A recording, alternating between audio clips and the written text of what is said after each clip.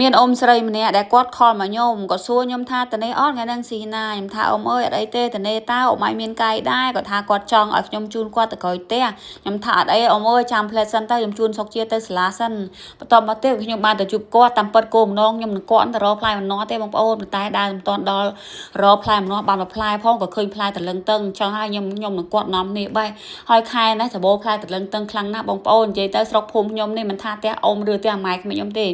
សិតតែផ្លែតលឹងតឹងហើយអ្នកស្រុកនោះផ្លែតលឹងតឹងគេអត់ដែរញ៉ាំដូចយើងបងប្អូនបើយើងញ៉ាំចុចអំបិលម្ទេសប៉ុន្តែនៅនេះអត់ទេគេយកទៅស្លការីរបស់គេអញ្ចឹងហើយខ្ញុំណាស្មានតែអ៊ំបេះផ្លែ2 3ផ្លែតាមពិតមិនអញ្ចឹងណាបងប្អូនបេះឡើងមួយធុងត្មងហើយខ្ញុំសួរថាអ៊ំឯងមិនមួយធុងញ៉ាំអស់ដែរគាត់ថាចិត្តតែបេះយកទៅទុកទូទៅកក់ទៅបើទុកដើមវាជ្រុះចោលដដែលទេ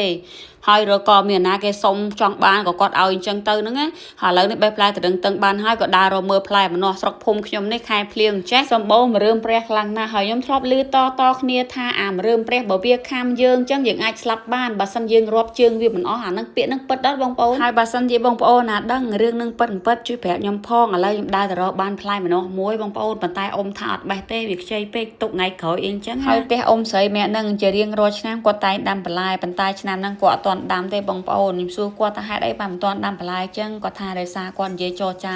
ជាមួយកម្មករអត់ត្រូវថ្លៃឥឡូវផងដែរដល់វគ្គខ្ញុំធ្វើម្ហូបវិញម្ដងប៉ុន្តែមិនបានធ្វើម្ហូបខ្មែរបង្ហាញបងប្អូនទេគឺធ្វើម្ហូបឥណ្ឌាដោយសារម្ដាយក្មេងខ្ញុំគាត់ចង់ពិសាបាននីពូរីអញ្ចឹងណាតែមុនធ្វើទៅរកទិញនៅដលងបារាំងសិនដោយសារតែវាអស់ហើយខ្ញុំអត់បានទៅផ្សារទេគឺខ្ញុំទិញនៅចិត្តផ្ទះហ្នឹងឯង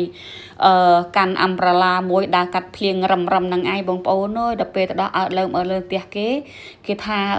ឲ្យទិញនៅក្នុងហាងទៅព្រោះប៉ាគេនៅក្នុងអីចឹងតាមពិតខ្ញុំទៅម្ដងអត់តែឃើញគាត់រវល់ដើរទៅណាបាត់ទៅដល់ពេលខ្ញុំជួបគាត់ខ្ញុំសួរថាអ៊ំឯងទៅណាគាត់ថាគាត់ឡើងរវល់ទៅជួបប្រៃ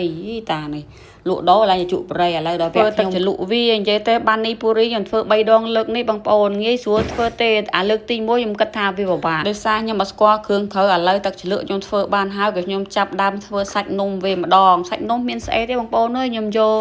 ដលងបារាំងហើយនឹងគេអាស្ដាយស្អីនេះអាចណាបាជីភាសាខ្មែរយើងភ្លេចបាត់ហើយបងប្អូនធ្លាប់ហ្វេនប្រាប់តែខ្ញុំអត់ចាំ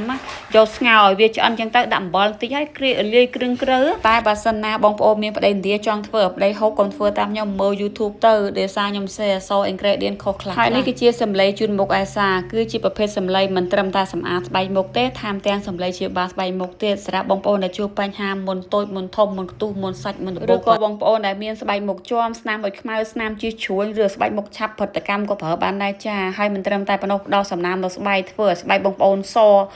តាំងណែនមាត់រលោងហ្មងហើយសាច់សលៃរបស់គេឡើងទុនជួតឲ្យមានឈឺស្បែករអាស្បែកអីទេក្រុមហ៊ុនគេមាន promotion ទិញសលៃជ្រុំមួយសាតម្លៃ$18ទេបងប្អូននឹងទទួលបានសាន់ខា